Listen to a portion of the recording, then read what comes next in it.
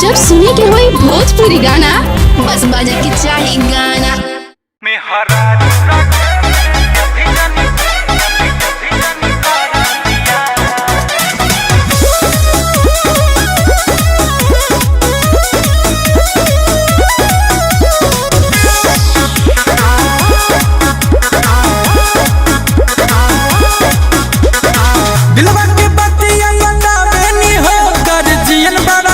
न छुपावे नी हो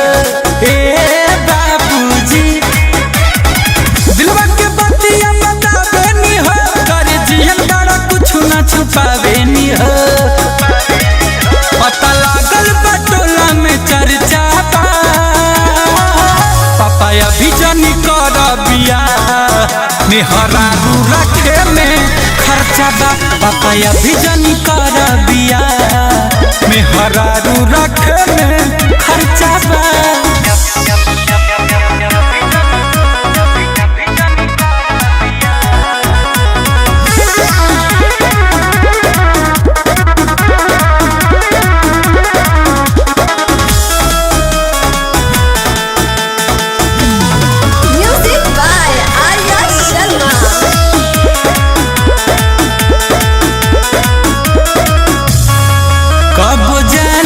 कोचिंग करे कब कॉलेज करेनी जब देला रुपया वही में मैनेज करेनी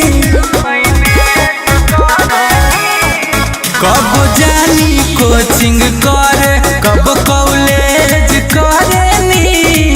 जब देला रुपया वही में मैनेज करेनी नौकरी खातिर भरत फॉर्म पर जाबा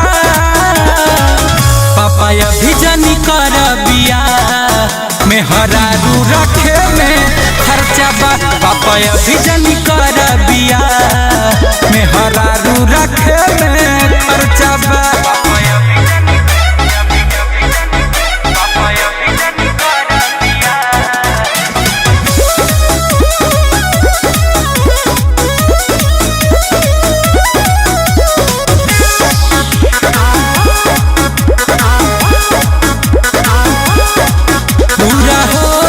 एजुकेशन त कारोबार करब हो तब तू जवन कहवा वही पर विचार करब हो पूरा होई एजुकेशन त कारोबार करब हो तब तू जवन कहवा वही पर विचार करब हो गुंजन विष्णु रुके में हर जाबा पापा अभी जानी कर बिया में हरारू रखे में खर्चा बा पापा अभी जानी कर बिया में हरारू रखे में खर्चा बा पता लागल बटोला में चर्चा बा पापा अभी जानी कर बिया